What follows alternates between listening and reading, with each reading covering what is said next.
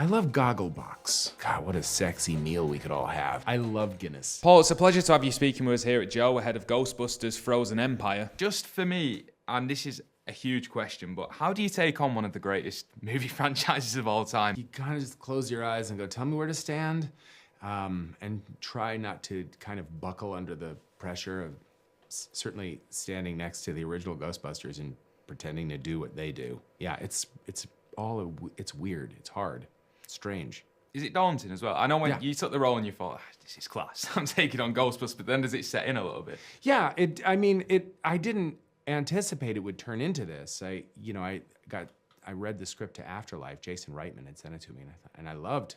I was a Ghostbusters fan certainly growing up, and I thought there was a really nice script that he wrote in Afterlife, and I was honored to be a part of it. But yeah, I would not have anticipated this, and it is daunting. It is a little bit surreal to try and to put on a suit and a proton pack, and it's like such iconic kind of thing that yeah, it's weird.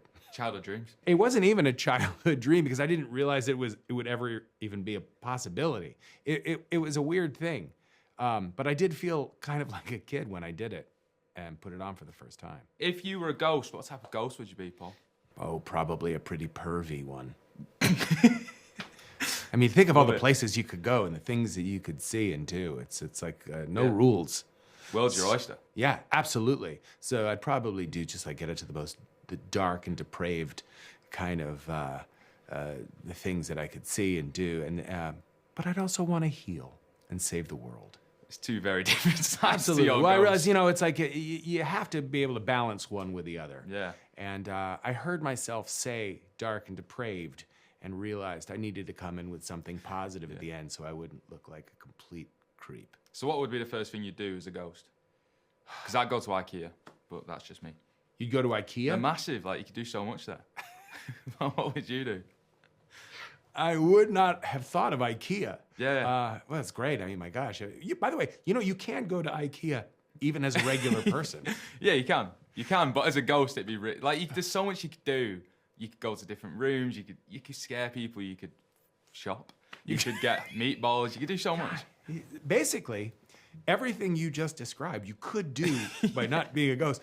But the difference is if you're a ghost going to IKEA, I guess nobody sees you. You could jump on the beds. Yeah. IKEA would probably be the third place I'd go. I think, Number one? Best Buy, and then I'd look at all the electronics. But I think you and I are aligned in our thinking. We definitely hit the big box stores. So you've got Slimer, you've got Marshmallow Man, you've got Gozer, Kiss, Marry, Avoid.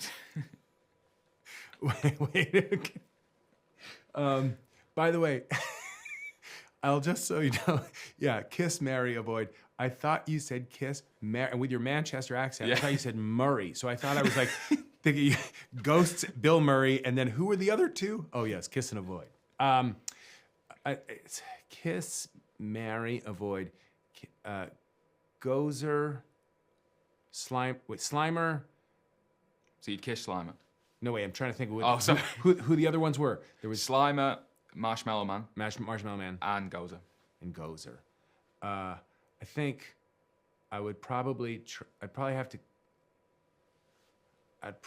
to kiss Slimer, right? You want to avoid the marshmallow guys because they're vicious. Yeah.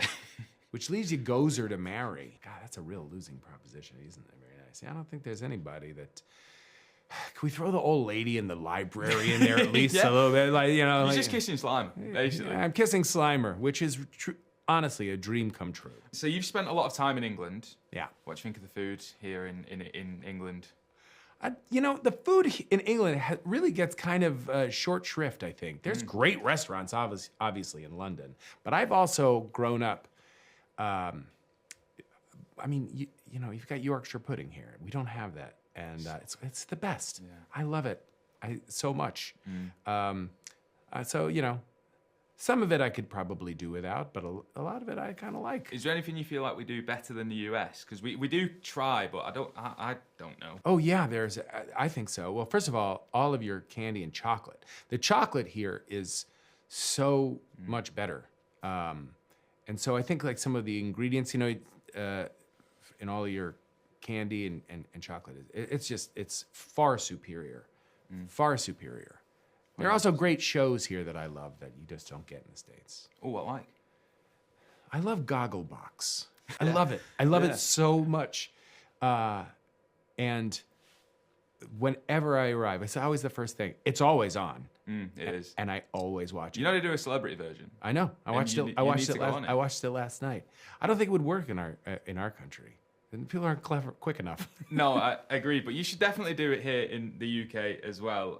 You're actually named 2021's Sexiest Man. How does that feel? For someone who potentially wants to get into that space, you know? It feels like something very much in my rearview mirror. Which it disagree. is. It was a really strange, like, wait, huh? What? But it's now, I think that crown is being worn by McDreamy, which I get. Yeah, I get them all, to be fair. Do you have a WhatsApp group together with all the past winners of Sexiest Man? God, what a sexy meal we could all have. Could you imagine a collection of just unfiltered sexiness ordering oysters? Would that what we'd have to be, you know, like that'd be too much. Could go IKEA. Could go to IKEA. Maybe we all go to IKEA. We put together a giant table, if we could figure out the instructions, and we sit down and have just a feast of Swedish meatballs. That sounds perfect. In terms of the new Ghostbusters movies, what I love is that we get to see what the old characters are up to nowadays, and we get to see their progression and where they're going. Like Ray has his bookshop, and it's perfect. So I wanted to ask you what your classic characters would also be doing today. So first up, where do you think Mike Hannigan and Phoebe would be today? I think that they would probably. I think that they would have some kind of house that had some outdoor space, because they probably would have adopted a lot of animals, and it'd be like that couple. They'd have kids, animals, and a very noisy house, but still together, I think. Yeah. Oh, 100%. I think it had so to too. last. Yeah. What do you think Brian Fantana would be up to in 2024? Probably nothing, because I think he probably would have been canceled in some way. And if Brian was still with us, he would, he'd probably live in a small studio apartment, holding on to whatever vestige of Doing a podcast. to no one, and for no one. I mean, is that something that we could see in Anchorman 3 if it does come about? What Brian Fontana's up to with his podcast? No one's ever talked about it. It is true, podcast. They'd probably all try and have podcasts, wouldn't they? No one would listen. Final one from me. We actually asked a member of the public what they would like to ask you on St. Patrick's Day. And this was in Manchester. And this is what our person on the street wanted to ask you. Do you drink Guinness? That's it. That's it. Do you drink Guinness? Why would you ask Paul Rudd that?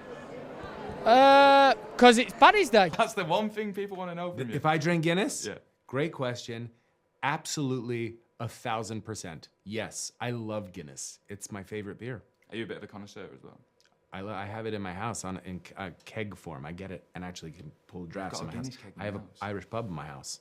Do you have to pour it right as well? Is it Yeah. a two-pour system? It is a two-pour system. If you want to pour a proper Guinness, you have to tilt it, you pull back on the tap, 1 minute and 19 seconds, you let it sit while it settles. Then you push forward on the tap to let out some of the nitrogen, and you just bring it up a little bit. Yeah. And then split the harp or split the G? Yeah. Which one, harp or G do you go for? Oh wait. Oh, I thought you said So you you have to can get it split in the between harp. the Split in G. the harp where you let. Do you split it at the harp? You mean you stop at the harp on the Yeah, pint glass? And you first go. Technically, yeah. You kind of stop on the harp. Perfect. Well, Paul, absolute pleasure to speak to you today. Yeah, nice to And talk to you. Ghostbusters film's great as well, so thank you so much. Oh, thanks a lot. Thank you very much, mate. Appreciate it. You've got your Happy Mondays on that Celebrity Gogglebox too.